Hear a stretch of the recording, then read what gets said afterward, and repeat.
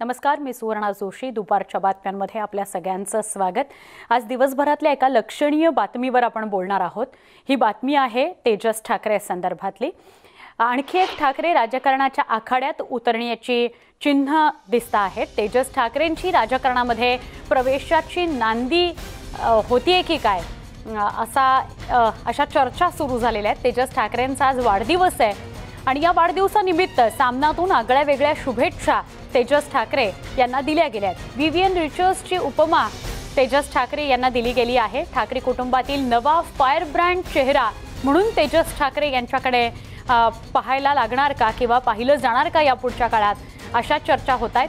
शिवसेना सचिव मिलिंद नार्वेकरांनी या शुभेच्छा दिलेल्या आहेत. 2019 मध्ये महाराष्ट्रात सत्ता परिवर्तन झालं आणि राज्यात पहिल्यांदाच ठाकरे घराण्यातली व्यक्ती विधान भवनामध्ये पोहोचली.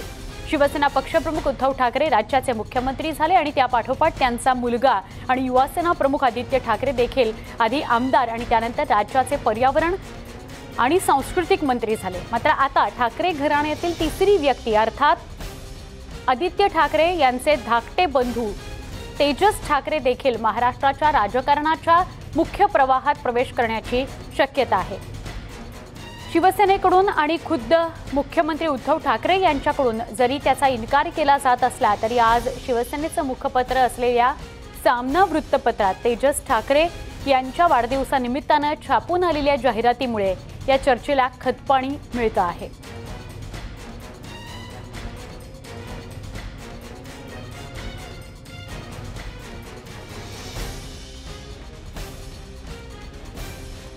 आदित्य ठाकरे यांचे लहान बंधू तेजस ठाकरे हे लवकरच राजकारणात येतील अशा चर्चा सुरू झालेल्या आहेत.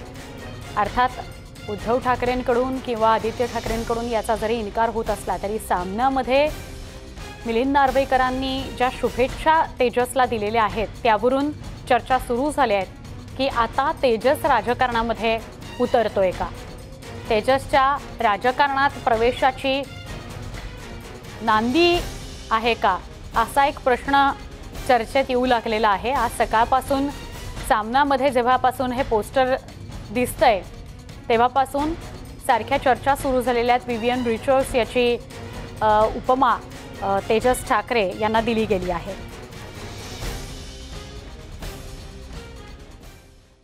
एक घाव दोन तुकडे तेजस उद्धव ठाकरे हे पोस्टर मिलिंद नार्वेकर यांनी ट्विट केलेलं आहे. आधी सामनातून शुभेच्छांची जाहिरात आणि नंतर ट्विटरवर पोस्टर पोस्ट करण्यात आलेला आहे. एक गाव दोन तुकडे तेजस उद्धव ठाकरे यांना जन्मदिनाच्या हार्दिक शुभेच्छा. शुभेच्छांच्या वेगवेगळ्या जाहिराती, वेगवेगळे पोस्टर्स, कुणी नगरसेवक असेल कुणी आमदार असेल ते आपल्या नेत्याच्या नावाने अशा प्रकारे पोस्ट करत असतात. मात्र मिलिंद नार्वेकरांनी तेजस उद्धव ठाकरेच्या आजच्या वाढदिवसानिमित्त हे पोस्टर आधी सामनामध्ये सगळ्यांनी पाहिलं आणि नंतर मिलिंद नार्वेकरांनी स्वतः ते ट्विट केलं. त्यामुळे चर्चा सुरू झाल्या आहेत. एकंदरीतच फटा पोस्टर निकला नेता असंच आता म्हणावं लागेल.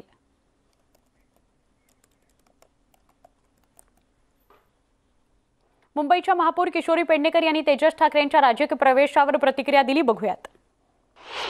आज तेजस ठाकरे हे जैविकता ह्याच्यावरती खूपच आक्रमकरित्याच काम करत आहेत. आणि एक एक जात शोधून काढणं, मग ती खेकडा असो नाहीतर मुंगी असो आजुंगा असो, इतक्या सुंदर पद्धतीने त्या क्षेत्रात त्यांच्या आवडीच्या क्षेत्रात ते काम करत आहेत. तर त्यांच्या नसानसांमधनं धमन्यांमधनं राजकारण तर राहणारच. आम्ही योग्य वेळी, मी आत्ता नाही म्हणू शकणार, पण योग्य वेळी निश्चितच उद्धवजीचे हात मजबूत करण्यासाठी किंवा ह्या आत्ता असलेल्या सगळ्या परिस्थितीला आणि ते येते. आदित्य ठाकरे यांनी तेजस ठाकरेच्या राजकीय प्रवेशाविषयी काय प्रतिक्रिया दिली तीही बघूयात.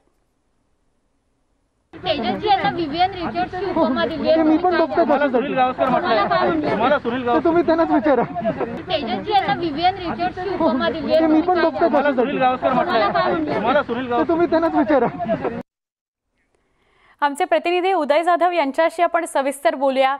उदय, सामनामधून हे पोस्टर समोर आलं आणि तिथून चर्चा सुरू झालेल्या आहेत. वेगवेगळ्या प्रतिक्रिया जरी आपल्याकडे येत असल्या आणि त्या असं म्हणत असल्या की असं काही नाहीये, राजकीय प्रवेश तेजस ठाकरे याचा असं काही नाहीये, पण मग एका बाजूला विवियन रिचर्ड्स अशी दिलेली उपमा, मिलिंद नार्वेकरांचं हे पोस्टर आणि या सगळ्या प्रतिक्रिया, या सगळ्याविषयी काय सांगाल, काय विश्लेषण कराल?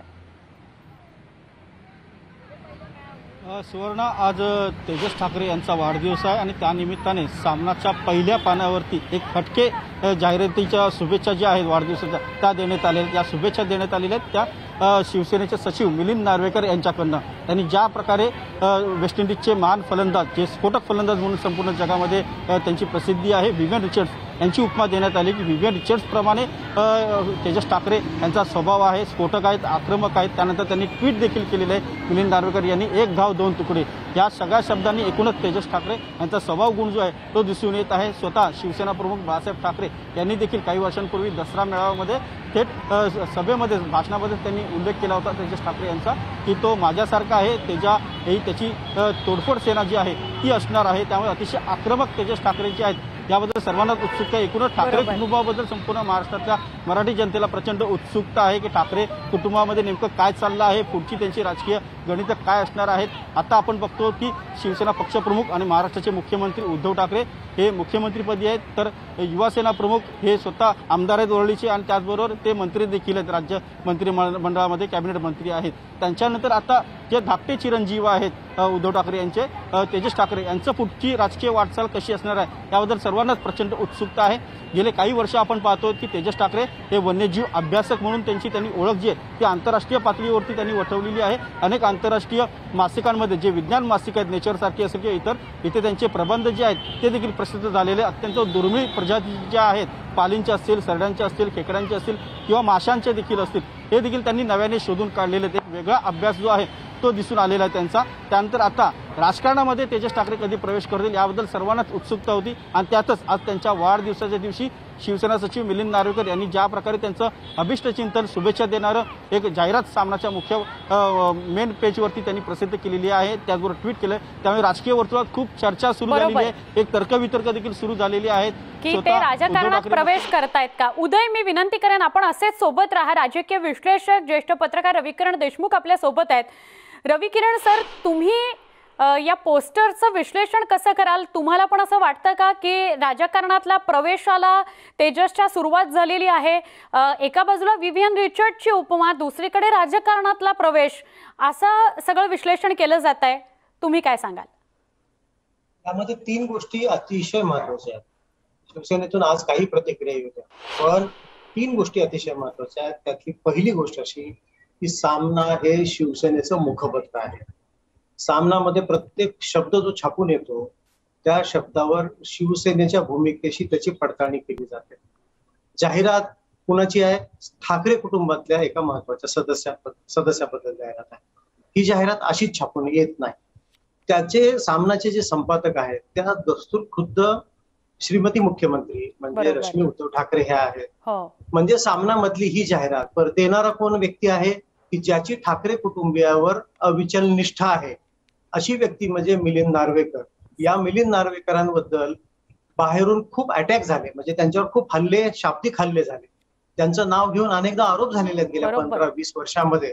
आजपर्यंत कधीही ठाकरे कुटुंबियांनी मिलिंद नार्वेकर यांना तसूभरही दूर केलेलं नाही स्वतःपासून. म्हणजे मिलिंद नार्वेकर ठाकरे कुटुंबाच्या विरोधात जाऊन ही जाहिरात देतील याची तीळ मात्र मला म्हणजे ही वाटत नाहीये. म्हणजे त्याच्यावर प्रश्नचिन्ह, बरोबर, शंकाच नाही. पहिली गोष्ट जाहिरात देणारे मिलिंद नार्वेकर, दुसरी गोष्ट छापून कुठे आले सामनामध्ये, सामनाचे संपादक, सामनाचं जी एकूण वैचारिक बैठक किंवा शिवसेनेचं मुखपत्र असणं, आणि तिसरा महत्वाचा फॅक्टर असा आहे ही जाहिरात कधी येते आहे. वाढदिवस गेल्याही वर्षी होता, त्याच्या आधी वर्षी होता, पण ही जाहिरात नेमकी अशा वेळेला येते जेव्हा युवा सेनेचं प्रमुख पद हे आता मोकळं होत आहे आणि आदित्य ठाकरे या जबाबदारीतून मुक्त होऊ इच्छित आहेत. आणि नेमकं त्याविषयी बातम्या यायला सुरुवात होते की या पदावर वरुण सरदेसाई बसतील का. मग याच वेळेला ही जाहिरात येते आणि जाहिरातीमध्ये जाणीवपूर्वक तेजस ठाकरे यांच्या पिढीशी संबंध नसलेल्या एका ज्येष्ठ क्रिकेटपटूचं नाव येतं. आज तेजस ठाकरेंच्या या पिढीला, युवा पिढीला विवियन रिचर्ड्स यांनी प्रत्यक्ष खेळताना पाहिलेलं नाहीये, पण विवियन रिचर्ड्स असे जबरदस्त बॅट्समन होते की ज्यांनी कधी हेल्मेट घातलं नाही, फटकेबाजी. ज्यांनी कधी जगामधल्या कुठल्याही बॉलरला ते कधी घाबरून खेळतायत असं कधीच दिसलं नाही. अतिशय आक्रमक, अतिशय बिनधास्त, अतिशय निडर खेळाडू होता विवेन रिचर्ड्स. त्यांच्या बॅटिंगचं वैशिष्ट्य आजही आवर्जून सांगितलं जातं. मग तेजस ठाकरेंची तुलना वीरेंद्र सेहवागशी सुद्धा करू शकले असते, अलीकडच्या काळात विराट कोहलीशी करू शकले असते. विवेन रिचर्ड्सच नाव का आलं? हे सगळे फॅक्टर, हे सगळे घटक जर आपण एकत्र करायला गेलो, याची सुसंगती आपल्याला लागते की हे उगाच झालेलं नाही. हे अतिशय ठरवून सूत्रबद्ध पद्धतीनं आहे. भलेही शिवसेनेतल्या कुठल्या नेत्यांनी काही मत व्यक्त करू द्या, हे ठरवून झालेलं. रवी सर, अजून पुढे जाऊन तुम्ही हे 3 मुद्दे आणि त्याच्या अनुषंगाने विश्लेषण अत्यंत परफेक्ट केलंय. तुमचा जो तिसरा मुद्दा आहे, युवा सेनेचं प्रमुख पद आता रिकामं होतं आहे आणि पुढच्या काही महिन्यांमध्ये तोंडावर येऊन ठेपलेल्या मुंबई महापालिकेच्या निवडणुका, असंही याकडे बघावं लागेल. अगदी बरोबर आहे, कारण आदित्य ठाकरे आता मंत्री म्हणून व्यवस्थित स्थिरावत चाललेले आहेत. वडिलांच्या पाठोपाठ ते आता महत्वाची भूमिका बजावतात. आपण पाहतो की MMRDAच्या बैठका घेतात, ते अनेक महत्वाच्या बैठका घेतात. कदाचित असं ठरलं असेल की आता त्यांना मोठी भूमिका बजावायची आहे आणि राज्यभरात त्यांना फिरावं लागणार आहे. कारण आता जो मुंबई महानगरपालिकाच्या निवडणुकांनंतर राज्यातल्या अनेक महानगरपालिकांच्या निवडणुका आहेत. पुढचं वर्ष हे मिनी असेंब्ली असणार आहे. राज्यामध्ये जिल्हा परिषद, पंचायत समित्या निवडणुकांचा खूप मोठा कार्यक्रम आहे पुढच्या वर्षी. 10 ते 11 महानगरपालिकांच्या निवडणुका आहेत, त्याच्यामध्ये पुणे सुद्धा आहे. तर या सर्व कार्यक्रमामध्ये मला वाटतं आदित्य ठाकरेंची भूमिका ही वेगळ्या पद्धतीने लोकांसमोर जाणार आहे. म्हणून त्यांनी जाणीवपूर्वक कदाचित असा निर्णय घेतला असेल की युवा सेनेला एक स्वतंत्र अध्यक्ष दिला, तर युवा सेना वेगळ्या पद्धतीने आपापल्या पद्धतीने काम करेल, ज्यायोगे मला त्याला वेळ देणं शक्य म्हणजे तेव्हा गरज पडणार नाही. ही भूमिका मला त्यामागे दिसते.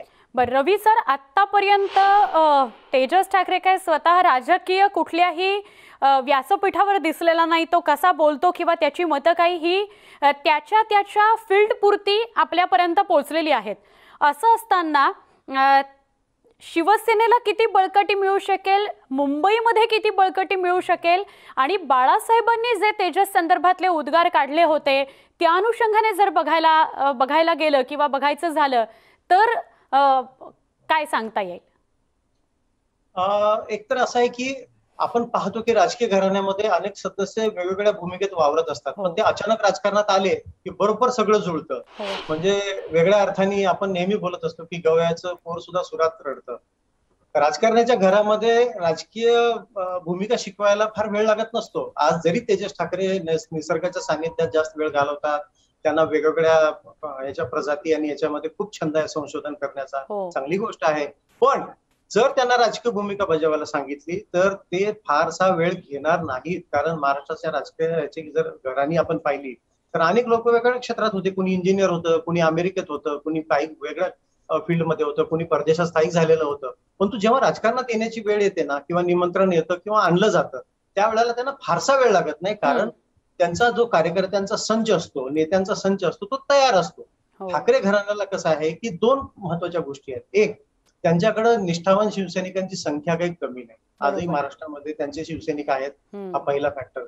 दुसरी गोष्ट, या घराण्याला एक वेगळं वलय आहे, प्रचंड मोठं वलय आहे. आणि साध्या शब्दात म्हणायचं झालं तर हे लोहचुंबकासारखं असतं. लोहचुंबक जसं खेचून घेतो वेगवेगळ्या गोष्टी, तसं ठाकरे घराण्यातली व्यक्ती ही कार्यकर्ते किंवा त्यांच्या शिवसैनिकांना अचानक असं खेचून घेऊ शकते. तर मला वाटतं या 2 गोष्टी जुळून येत असतील तर तेजस ठाकरेंनी ठरवलं किंवा त्यांच्या कुटुंबातील सदस्यांनी ठरवलं तर त्याला फारसा वेळ लागणार नाही, ते स्थिरावतील राजकारणात. नक्की. रवी सर, तुमच्याशी असाच संवाद साधायचा आहे, विनंती आहे तुम्ही असेच सोबत राहा. उदय जाधव आमचे प्रतिनिधी सुद्धा आपल्या सोबत आहेत. उदय, तूही सोबत राहा. काही क्षणात आपण संवाद साधूया पुन्हा एकदा एका ब्रेक नंतर. कार्यक्रमामध्ये एक छोटासा ब्रेक.